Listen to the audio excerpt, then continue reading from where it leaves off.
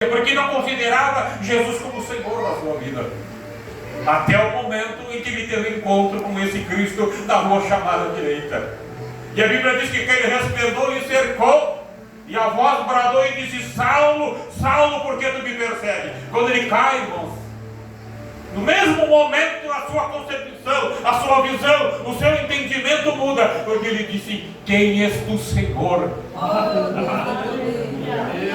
Uma palavra, irmão, de Jesus mudou o conceito que Saulo tinha a respeito de Jesus. Quem és tu, Senhor? Em outra palavra, ele está dizendo: tu é o dono de todas as coisas, reconhecendo Jesus como Senhor. E ele disse: eu sou o Cristo a qual tu persegue, mas a partir de hoje eu vou te mostrar quanto tu há de padecer pelo meu evangelho, porque dura coisa que é igual citar com os meus aguilhões. Os irmãos conhecem a história. Saulo se converteu e foi um dos maiores missionários da época.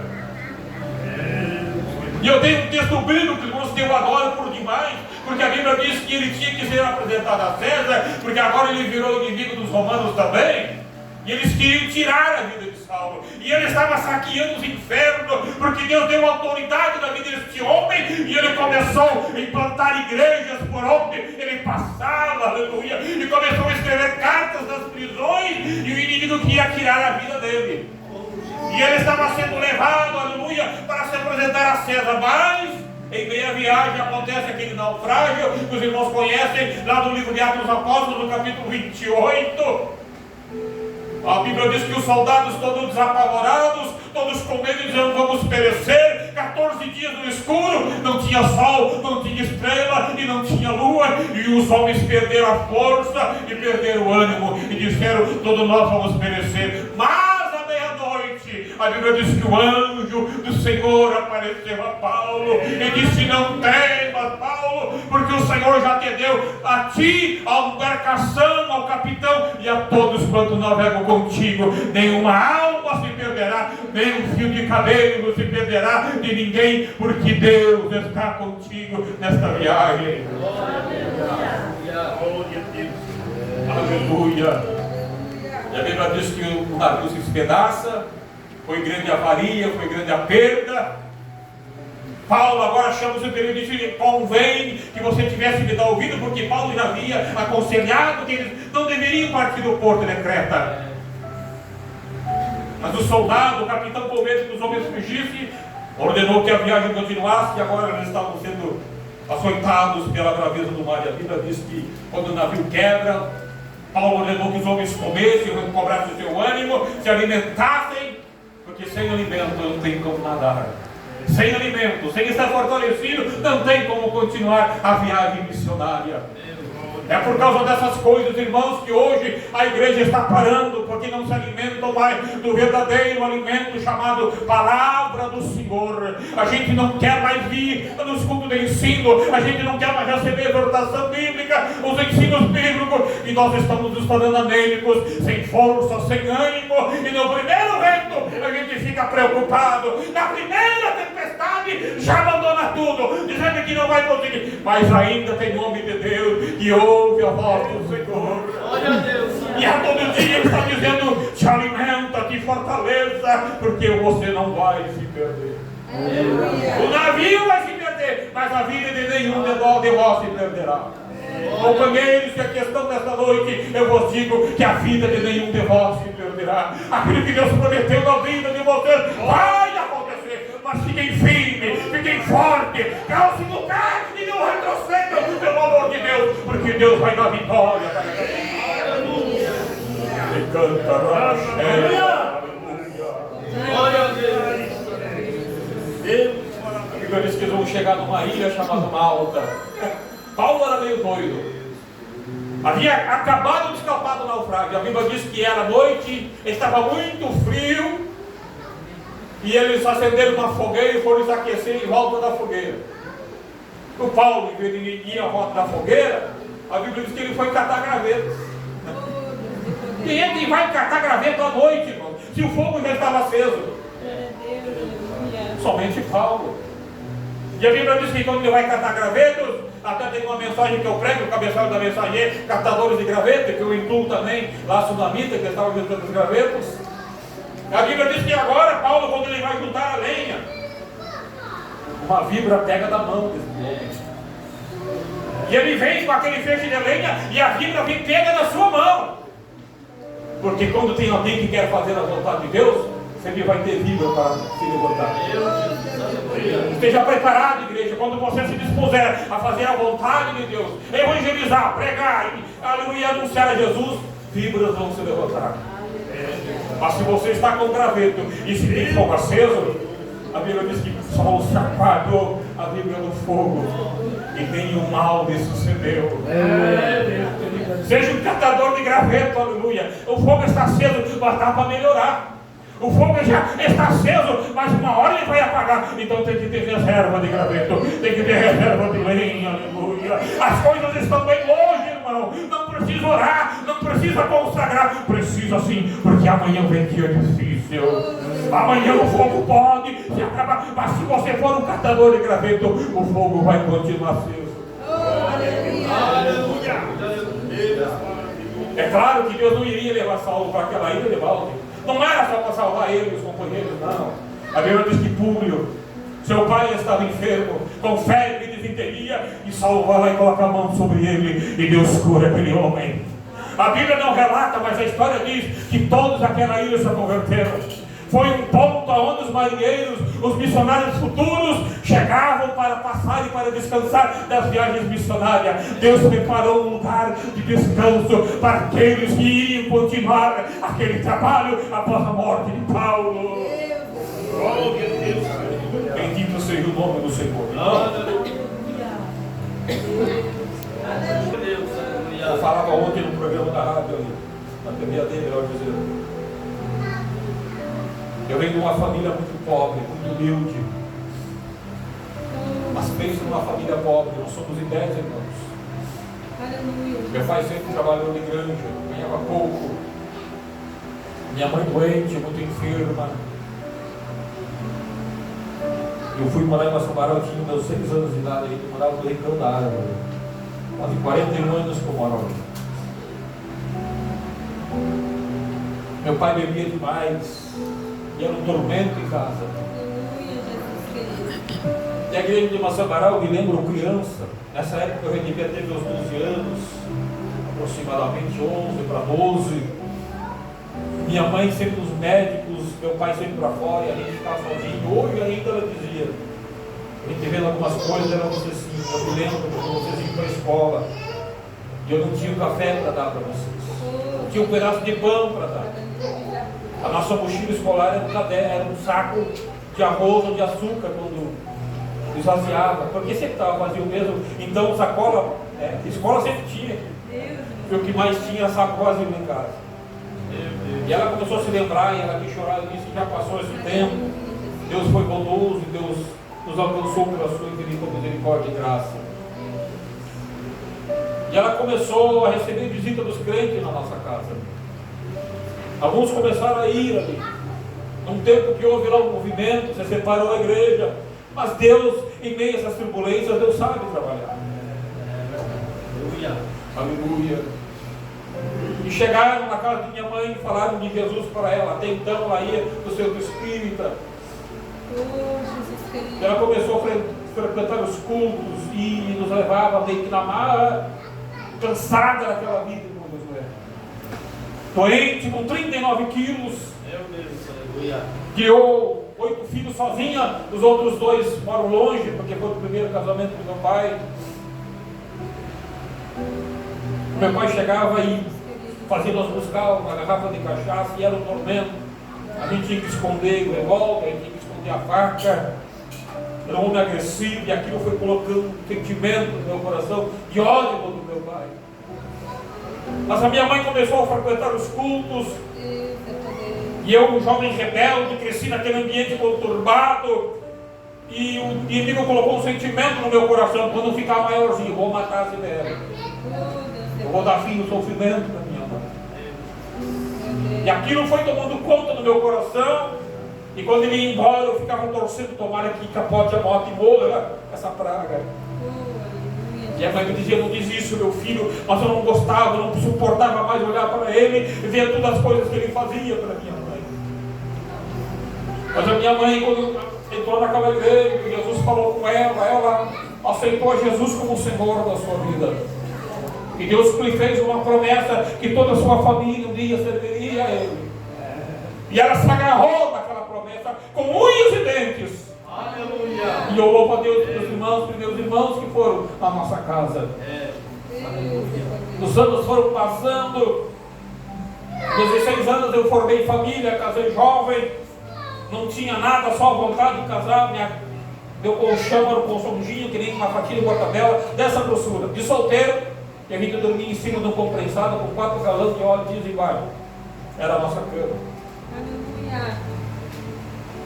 Um dia eu comprei uma geladeira para uma família dessa chique de hoje, e a nossa primeira geladeira era uma vermelha aqui nessa cadeira, mas está inglesa. Só o sangue de Jesus, né? Mas com meus 22 anos eu tive um encontro com esse Cristo.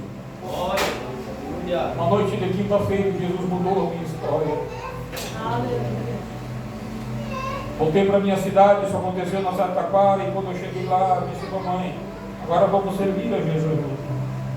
Eu converti na igreja Batista, Madureira, Assembleia de Deus Madureira, quando vim para a nossa barada em Curitiba, eu comecei a acompanhar a Assembleia de Deus com a mãe. Meu pai se aposentou lá fora, e aquele sentimento às vezes forava no meu coração. Fui embora, depois ele começou a ser, me ajudou muito no início da minha profissão, me dando oportunidade, mas volta e meia vinha aquele sentimento. Mas numa noite de quinta-feira, o Senhor começou a me dar oportunidades, e eu comecei a pregar, e numa noite de quinta-feira, ele já havia saído de lá, estava em casa, e ele foi num culto. O Senhor permitiu uma enfermidade, ele não conseguia caminhar, ele foi ao modelo ciático, e ele morrava de dor. Foi a maneira que Deus trouxe ele. Ele tomava 1 litro de canha todas as noites e fumava um pacote de fumo de palheiro, todos os dias. Mas ele entrou na noite naquele culto ali para Sambará, e eu estava escalado para pregar a mensagem de Deus. Eu não recordo bem a mensagem que eu preguei, mas eu sei que aquilo que saiu da minha boca através do poder do Espírito Santo entrou no coração daquele velho. E Jesus pegou ele de jeito na noite daquela quinta-feira. Ele chegou em casa e disse para minha mãe: de hoje em diante eu nunca mais bebo, eu nunca mais fumo, e eu vou começar a enfrentar os cultos com vocês. A gente achou que eles estavam de brincadeira, mas naquela noite o poder do Evangelho, a graça, a misericórdia de Jesus alcançou aquele homem, e ele nunca mais bebeu, nunca mais fumou, e passou a ser um crente. E Deus arrancou do meu coração aquele sentimento de ódio que eu tinha. Então continue acreditando. Se Deus fez uma promessa, continue acreditando. O irmão leu aqui que o Senhor não retarda a sua promessa, ainda que alguns a têm por tardia. Se você continua do mesmo jeito, no momento em que Deus fez a promessa, eu esteja certo que ela vai se cumprir. Deus vai fazer, Deus vai cumprir, Deus vai fazer. Meu Deus. Se eu fosse olhar para a minha condição hoje, irmão Ezequiel, eu não estaria aqui pregando. Eu tenho um bom carro, tenho um bom trabalho, tenho a minha empresa, sou vereador, sou evangelista da igreja, mas dentro da minha casa existe uma dificuldade que só Jesus pode fazer. Não é um mês, não é 2 meses, não é um ano, já ficou para 2 anos e meio. E Deus sabe das feridas que eu carrego. Deus sabe a dificuldade, a força que eu faço para vir pregar todos os dias.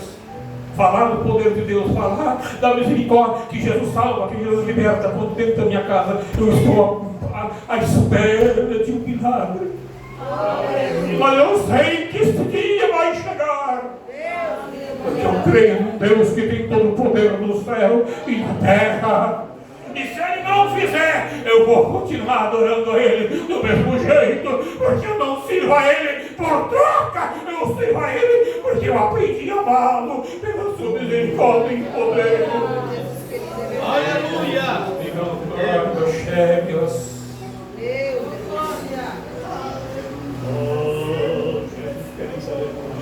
Ao preço a ser pago. O que Jesus representa para você nesta noite. O que Ele tem sido para ti. O que Ele tem sido para você. Aleluia! Aleluia, Jesus querido. Glória a Deus! Tu és o Cristo, o Filho de Deus vivo. Tu és o Cristo, o Filho de Deus vivo.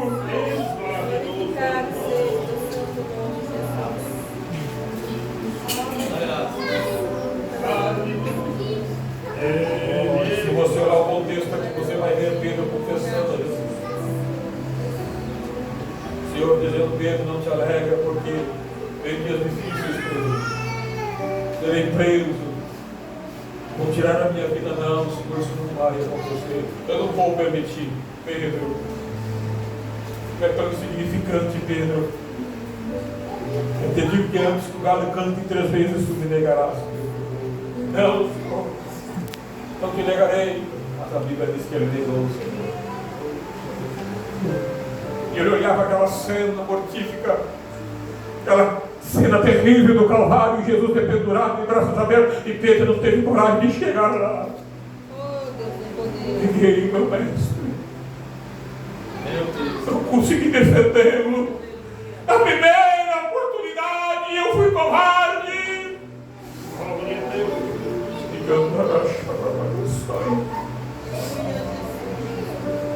Nenhum de nós é super-homem. Ninguém pode bater no peito e dizer: eu faço, eu aconteço, eu não faço isso, eu não faço aquilo. Cuidado. Se estamos aqui é pela misericórdia de Deus. Mas Jesus não desistiu de Pedro. Após a sua ressurreição, ele vai ter um encontro com Pedro. Vai aparecer as mulheres e diga a Pedro. E avise também a Pedro que eu estou vivo e que eu vou me encontrar com ele lá no mar da Galileia. Ele tem aquele encontro quando Pedro chega nos peixes. A Bíblia diz que o Senhor já tinha peixe e pão assado. Se afastou, entrou na água porque estava despido. Se afasta de mim porque sou homem pecador. O Senhor vai chamar Pedro para o diálogo. Fica de pé, agora o Senhor embora.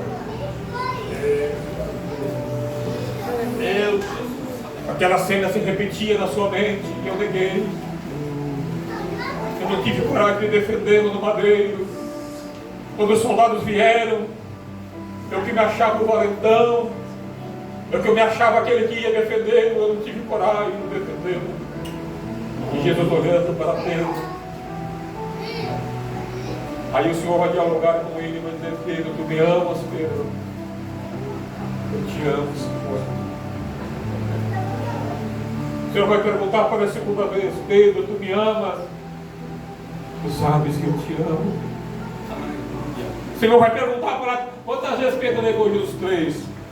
Jesus que eu vou escutar 3 confissões de Pedro. Tu me amas, Pedro? Tu sabes todas as coisas, Senhor. Tu sabes que eu te amo. Então, Pedro, apacenta os meus cordeirinhos. Isso aqui mudou a vida deste homem naquele dia, irmão. A recém Pedro foi se converter verdadeiramente ao Senhor. E quando o cenáculo está todo reunido, Pedro era o mais afoito. Eu quero receber poder do alto. Eu quero receber poder. E a Bíblia diz que eles foram cheios do Espírito Santo. E na primeira oportunidade que Pedro pregou, ele ganhou 3.000 almas para o reino de Deus. 1.000 almas para cada fim. Ele disse: eu te amo. Deus de poder. Eu pergunto, Jesus pergunta para você e para mim aqui nesta noite: nós amamos Ele realmente? Qual o sentimento que nós temos pela pessoa de Jesus? Ou será que estamos com vergonha de alguma coisa que fizemos? Nós se fizemos alguma coisa, Ele está aqui para perdoar nesta noite e para dizer: eu estou te dando uma nova oportunidade, porque muito a ser feito ainda. Aleluia. O ministério apenas está começando para ti, Pedro. Há muita alma para ser ganha ainda, Pedro. Aquele que negou, agora dali uns anos, estava sendo crucificado da mesma maneira que eu sou o Senhor, e ele não negou a Jesus. Antes, pelo contrário, ele disse: podem me crucificarem de cabeça para baixo, porque eu não sou digno de morrer que nem o meu Senhor. Olha a transformação da vida desse homem. É o que acontece quando nós temos esse encontro com Jesus e abrimos a nossa alma para que o Espírito dele entre em nós. Deus designou uma missão para cada um de nós, na nossa individualidade e também coletivamente como igreja. E a ordem foi dada aí de fazer discípulos. Ele não disse de pastores, ele não disse de evangelistas, ele não disse de presbíteros, e de diáconos, ele disse de todos.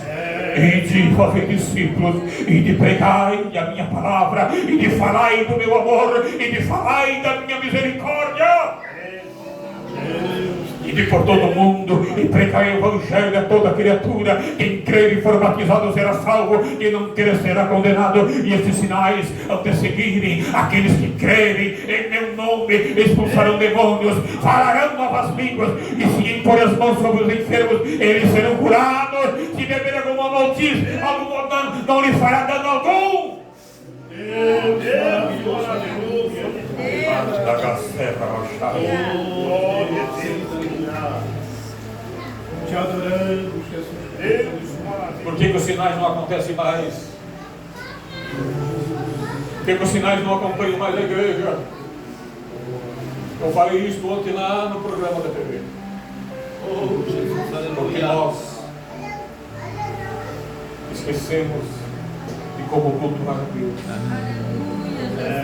Parece que a gente desaprendeu, glória a Deus. Nossos líderes em especial falam isso aqui sem temor nenhum no meu coração. Estão conduzindo a igreja para um caminho muito difícil, que está afastando a igreja da presença de Deus. A ganância no coração do homem, o homem reverência aos nossos cultos. Jesus não fala mais no nosso meio através de profecia, e a Bíblia diz que no momento da profecia o povo se corrompe. Crianças não falam mais em mistério, não há mais renovo, não há mais aquela adoração sincera diante da presença de Deus. E isso tem que começar na nossa casa, isso tem que começar lá no nosso quarto, na nossa individualidade.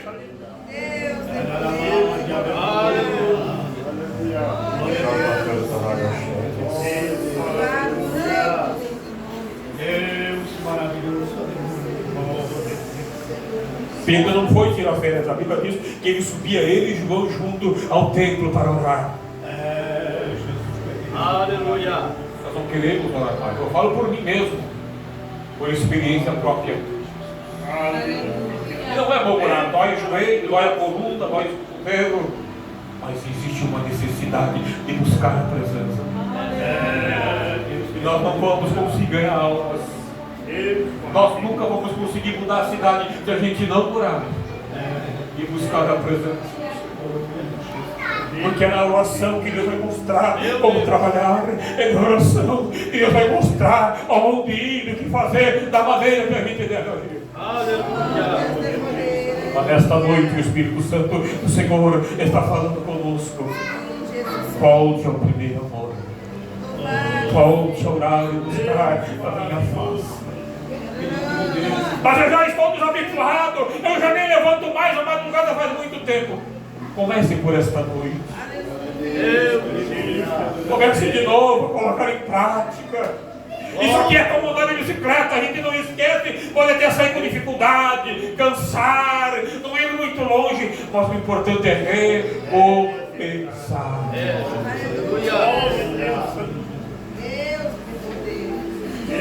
Feche teus olhos nesse momento, inclina a tua cabeça. E seja sincero com você mesmo. Espírito de Deus, nós te adoramos. Olhe para dentro de você, olhe para o que você tem feito, olhe para as suas atitudes, olhe para as suas ações. Te adoramos, Jesus querido. Se Jesus te perguntasse para você nesta noite, qual é a mensagem que você tem passado para o mundo a respeito dele? O que você tem dito que Jesus representa para você? O que Jesus é para você? Qual seria a tua resposta? Meu Deus, te adoramos.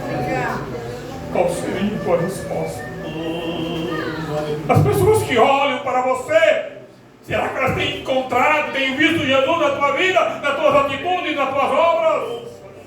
Será que ela tem visto e enxergado em ti Cristo, um verdadeiro missionário, um vendedor de alma, alguém que deu testemunho de salvo? Deus maravilhoso. Aleluia.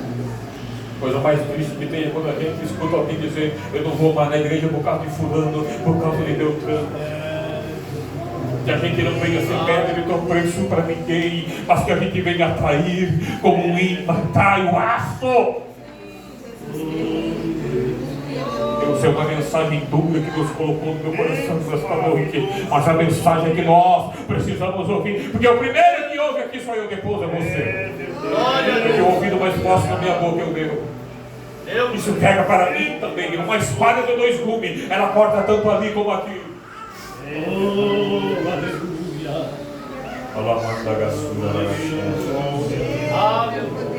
Seja sincero contigo mesmo. Você está satisfeito da maneira que você tem servido a Deus? Você sente que você consegue entregar mais para Ele? Você sabe que você pode fazer mais? Você sabe que você pode orar um pouco mais, evangelizar um pouco mais, estar mais nos cultos, ser mais presente, priorar mais as coisas do reino? Mas eu estou cansado. Eu mal consigo ir para o culto, irmão. Jesus está aqui para te dar ânimo nesta noite. Jesus está aqui para fortalecer as tuas forças nesta noite. Eu não consigo nem evangelizar mais o colega do trabalho, porque a dificuldade é tanta na minha casa que eu não tenho força. O Espírito Santo está aqui para te dar força nesta noite. Na primeira dificuldade, se me ameaçasse de morte, eu também faria como Pedro, eu negaria. O Espírito Santo está aqui para te fortalecer. Glória a Deus. Para te chacoalhar, para te revirar uma vez nesta noite. Tudo que Deus quer é um coração adorador, para que Ele possa usar neste mundo empobrecido. Tudo que Deus quer é um coração aberto e sincero, e que esteja disposto a pagar o preço para que Ele venha usar como instrumento seu aqui nesta terra. Glória a Deus. Meu Deus.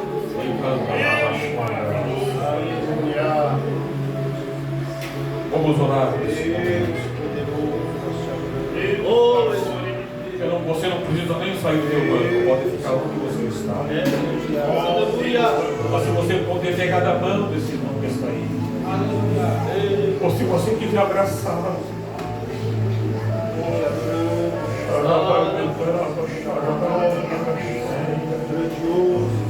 você está segurando uma mão, você está abraçando alguém que não era para mais estar aqui. Porque o inimigo já tentou, o inimigo não estaria aqui, já teria morto, já estaria longe daqui. Mas a presença, o amor, a misericórdia, Deus tem preservado ele. Ele vive guerras que você não imagina, ele passa por coisas que você não imagina. Mas ele está aqui junto com você nesta noite.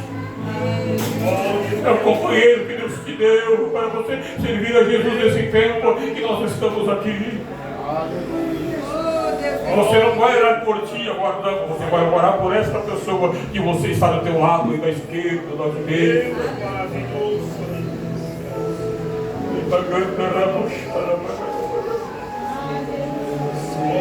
E minha piorou e amaste ainda ela. Glória a Deus. Glória a Deus, aleluia. Calamante